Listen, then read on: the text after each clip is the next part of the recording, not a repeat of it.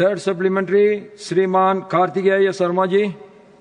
Chairman sir, मैं माननीय मंत्री जी से पूछना चाहता हूं कि जो एयर सेवा पोर्टल है ये बहुत ही सराहनीय एक कदम है ताकि लोगों को जानकारी मिल सके, लेकिन क्योंकि सरकार की ऐसी नीतियां हैं कि बहुत सारे पहली बार एयर फ्लायर्स आए हैं जो पहली बार पैसेंजर्स यात्रा कर रहे हैं, तो उनके राइट्स को लेकर क्या कोई सरकार ने कदम उठाया है और प्रभुत्ता से वो राइट्स डिस्प्ले हो सके, चाहे वो ऐप के माध्यम से या उनकी सीट के पीछे, क्योंकि एयर क्रूज को तो अपने राइट्स पता है लेकिन बहुत सारे फर्स्ट टाइम फ्लायर्स हैं जिनको अपने राइट्स नहीं पता है और वो उनको भाषा का भी प्रॉब्लम रहती है। तो क्या उन लोगों के लिए कि उनके क्या अधिकार है, क्या वो पानी मांग सकते हैं, वॉशरूम जा सकते हैं, उनको क्या टिकट रिफंड मिलेगा कि नहीं, इसके बारे में क्या सरकार की क्या नीति? धन्यवाद। चेयरमैन सर, सबसे पहले में तो मैं आदरणीय सांसद जी का मैं धन्यवाद देना चाहूंगा कि बहुत ही अहम सवाल इन्होंने पूछा है, क्योंकि एयर सेवा एक ग्रीवेंस रिड्रेसल पोर्टल है कि अगर कभी किसी पैसेंजर को कोई असुविधा होती है या कोई ग्रीवेंस होता है तो उसके तहत वो कर सकते हैं। बट हमारे मंत्रालय से DGCA से हमने सिविल एविएशन रिक्वायरमेंट्स जो कार से जाना जाता है, तो कार्स ऑलरेडी बने हुए हैं जो पैसेंजर को अपने राइट्स बताते हैं। बट ये कार सारे बहुत ही टेक्निकल डॉक्यूमेंट्स हैं और बहुत सारे पैसेंजर्स ये इनकी जानकारी नहीं होती। तो ये अहम सवाल उठता है कि हम कैसे अवेयर करें पैसेंजर्स को कि अपने राइट्स ये हैं, या कोई भी एक सिनारियो बनता है तो उस सिनारियो में या उस डिस्ट्रेस में या उस दिक्कत वाली सिचुएशन में उनको क्या क्या राइट्स अवेल कर सकते हैं वो पैसेंजर को। इसी के तहत DGCA ने जो कार बनाए हैं पैसेंजर्स के हिसाब से कि अगर डिले होता है तो पैसेंजर के राइट क्या है, अगर कैंसिलेशन होता है तो किस तरह से एयरलाइंस उनको रिफंड करना चाहिए, अगर डिले ओवरनाइट होता है या कुछ लंबे समय तक होता है तो उनको होटल अकोमोडेशन किस तरह प्रोवाइड करना चाहिए, ये सब ऑलरेडी लिस्टेड आउट कार्स में है। But for this same initiation की इसको और पैसेंजर्स के पास हम पहुंचाएं, हमारे मंत्रालय से हमने पैसेंजर चार्टर एक डॉक्यूमेंट अलग से जो पब्लिकली अवेलेबल है, इसको भी हमने बनाया है पैसेंजर चार्टर डॉक्यूमेंट।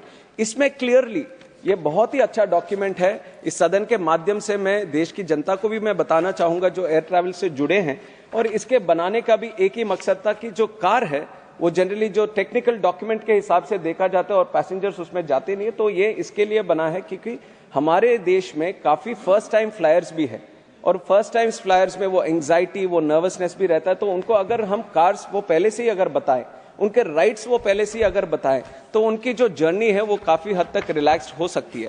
तो इसी में एक जो जिस तरह से कंटेंट्स हमने बनाए कि flight delay, flight cancellation, boarding denied due to over booking या फ्लाइट डाइवर्शन भी हो, कैंसिलेशन चार्जेस, लॉस, डिलेड और डैमेज्ड बैगेज, में कुछ ही टॉपिक्स में पढ़ रहा हूं, ऐसे बहुत सारे चीजें और काफी कॉमन मैन को किस तरह समझाना है। सिनारियोस इसमें बने हुए हैं कि एक सिनारियो है, you have checked in on time but the airlines aspects a delay of 2 hours और मोर, 3 hours और मोर, 4 hours और मोर, then what is your right? Your right is you must be offered free of charge meals and refreshments in relation to the waiting time. तो ना केवल car को हमने दिखाया है, सिनारियोस भी हमने बना के एक्सप्लेन किया कि किस सिनारियो में आपको किस तरह के राइट्स अवेल कर सकते हैं। और हमारा प्रयास यही रहता है कि जो ये पैसेंजर चार्टर डॉक्यूमेंट है, हर कस्टमर, हर पैसेंजर ये एयर ट्रैवल करने से पहले इसको पढ़े और हमारी तरफ से जो भी कार में अपडेट करते रहते हैं उस कार के अपडेट्स को भी इस पैसेंजर इसमें भी अपडेट करके ये अपडेट करें। तो इस माध्यम से मैं कहना चाहूंगा कि इसके संबंध में ऑलरेडी मिनिस्ट्री ने अच्छा डॉक्यूमेंट बनाए हैं, ये जितना हो सके ये हम पैसेंजर्स को अवेयर करें, ये हमारी तरफ से एक प्रयास कंटिन्यूसली चलता रहेगा। फोर्थ सप्लीमेंट्री श्रीमान Santosh Kumar P. Thank you, sir. Recently, on 6th of December, there was an order issued by the Civil Aviation Ministry to regulate the airfares. So, para number 1 speaks about the fare limit. This order will be applicable for travel till the fare stabilizes. So, what do you mean by the stable price in airfare? Number 1. 2. Will this order applicable Onam and other seasons also? Onam, Christmas and other seasons also? Sir, ये airfare से संबंधित एक प्रश्न है। This is a question related to the airfares and specially when you talk about airfares, the surge in air prices that you see is generally because it is a deregulated sector when there is a mismatch in the demand and supply. When the demand becomes too high than the seats that you can supply in the market, that is when the airlines, with their models of the air pricing, they tend to rise, and that is why exactly the honorable member was also mentioned during Onam or during the festivals, not only in Kerala, but you observe this in North India during Diwali also. And when it comes back to this capping of prices, airfares during the 6th of December, we all are aware with the Indigo crisis that has happened, and we all know how much distress it has caused. And one major thing that has happened during that time is the capacity constraint at which Indian aviation was operating. Indigo being the major airline and their operations being curtailed, there was a huge disruption, huge cancellation of the regular flights that were there. So the capacity has come down. The seats that people can use to travel has come down. So generally, the other side of the trend would be the airfares would rise. That is exactly why we have to keep the cap, to keep the airfare at a very reasonable and affordable way. We have capped the prices. And regarding the other seasons that might come up, other times when the airfares might rise, the ministry is closely observing all these seasons. We are continuously engaging. We are continuously engaging with the stakeholders on this. And whenever there is a situation, whenever there might be a situation when this is there, we from the ministry are taking action. And I will give you other examples also.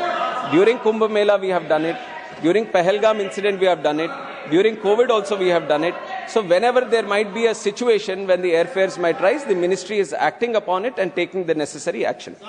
Fifth supplementary, Shriman Pramod Tiwari ji. मैं आभारी हूं आपका। माननीय मंत्री जी के जवाब से उपजा हुआ एक सवाल और एक सुझाव। इधर मोनोपोली की वजह से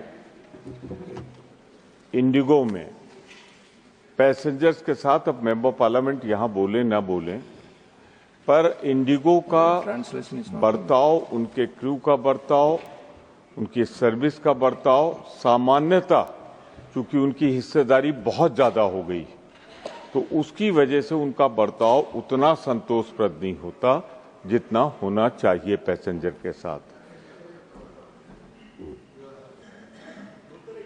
मैं सिर्फ यही कहना चाहूंगा आपसे, क्या एक एडवाइजरी जारी करेंगे सामान्य पैसेंजर के साथ, और जो सांसद अपनी पार्लियामेंट अटेंड करने या अपनी दायित्वों को सांसद लोग निर्वाहित करते हैं, उस समय उनका बर्ताव और स्वभाव थोड़ा बेहतर होगा, ये मैं कहना चाहता हूं। दूसरा, इसी से जुड़ा हुआ, जो चूंकि आपने जवाब दे दिया है, कि ये जो लूट होती है त्योहार पर, या अभी जब इंडिगो का क्राइसिस आई थी तो दूसरे पैसेंजर से 5 गुना 6 गुना किराया था, 50-50, 60-60 हजार, 80 हजार। तो इस पर महाकुंभ के दौरान बेंगलोर से 65,000 रुपए का टिकट था, मैंने उठाया था सवाल। तो मैं आग्रह करूंगा, क्या आप नियंत्रित करेंगे इस किराए की लूट को और बेहतर सेवा के लिए एक सर्कुलर जारी करेंगे आप इस कंपनी को जिसका नाम इंडिगो है? चेयरमैन सर, ये सवाल काफी सांसदों के मन में भी रहा होगा और खास करके जनता में भी, और इसके संबंध में मैं इतना कहना चाहूंगा, एयरलाइंस की जो फ्रंटलाइन स्टाफ ही नहीं, एयरलाइंस पे आप एयरपोर्ट पे भी अगर देखेंगे या फिर एयर ट्रैवल के संबंध में अगर देखेंगे तो बहुत सारे ऐसे स्टेक होल्डर्स हैं जिसमें जो इन्वॉल्व है एयर ट्रैवल में। आपके एयरलाइंस के स्टाफ हो गए, ग्राउंड हैंडलिंग के स्टाफ हो गए, बैगेज के संबंध में स्टाफ हुए, CISF जो बहुत ही इंपॉर्टेंट विंग है हमारे एयरपोर्ट में सेफ ऑपरेशंस के लिए। और हमारे तरफ से ये प्रयास रहता है कि जो भी टच पॉइंट्स है, एक पैसेंजर को जो भी टच पॉइंट्स यहाँ पे एयरपोर्ट पे होते हैं, CISF के साथ या फिर चेक इन काउंटर के पास या सिक्योरिटी गेट के पास, बोर्डिंग गेट के पास या एयरलाइंस के संबंध में हमारे यहाँ से प्रयास होता है कि हर चेक पॉइंट पे वो सब पैसेंजर को किस तरह से वो कम्युनिकेट करें, किस तरह से उनको रिलैक्स्ड मोड में एयर ट्रैवल तक चलाए, ये सब हमारा प्रयास रहता है। और काफी हद तक ट्रेनिंग भी उसी संबंध में चलती है। और आपका जो जिस तरह से आपने सुझाव भी दिया है, डेफिनेटली हम उसी मैं इतना मैं कहना चाहता हूं कि हमारा ऑलरेडी एक प्रयास इसी संबंध में रहता है। अगर कोई स्पेसिफिक सिचुएशन ऐसा हुआ हो और कार्रवाई भी करते हैं, अगर कहीं पे ऐसा होता है कि सिचुएशन एग्रीवेटेड है किसी के बिहेवियर की वजह से या बात करने के तरीके के वजह से, तो डेफिनेटली हम उनके ऊपर एक्शन भी लेते हैं, क्योंकि हमारे इस संबंध में पैसेंजर्स को सही तरह ट्रीट करना चाहिए। ये सारे चेक पॉइंट्स पे होना चाहिए, सिर्फ एयरलाइंस की तरफ से ही नहीं, जितने भी चेक पॉइंट्स ओरिजिनेट होते हैं उन सबका होना चाहिए। और दूसरा विषय जो एयर फेयर्स के बारे में उठाया गया था, और ये भी मिनिस्ट्री बहुत सीरियसली इसको ले रही है। जो टैरिफ मॉनिटरिंग यूनिट हमारे डीजीसीए में है, उसको भी और सशक्त करके और सारे रूट्स हम मॉनिटर कर रहे हैं। इंटरनेशनल रूट्स भी अब मॉनिटर करने का किया है, क्योंकि हम वो दबाव एयरलाइंस पे भी हम डालना चाहेंगे, लाना चाहेंगे कि इस तरह से जो अपॉर्चुनिटी से प्राइसिंग के सिचुएशंस कभी कभी जो बन जाते हैं वो ना हो। हमारी मिनिस्ट्री से पूरा इसके ऊपर ध्यान देते हुए हम एयर सेवा में भी एक स्पेसिफिकली हमने टैरिफ मॉनिटरिंग का भी एक सुविधा रखी है, ताकि अगर पैसेंजर किसी को लगता है कि ये प्राइस ये हद से ज्यादा है, ये इस समय में होना नहीं चाहिए, तो उसका स्क्रीनशॉट भी हमें भेज सकता है, तो हम जरूर उस पे ऊपर कार्रवाई करके एयरलाइंस के ऊपर भी एक्शन उसके ऊपर लेंगे। तो बहुत सारे मैकेनिज्म्स हमने इस तरह के हमने बनाए।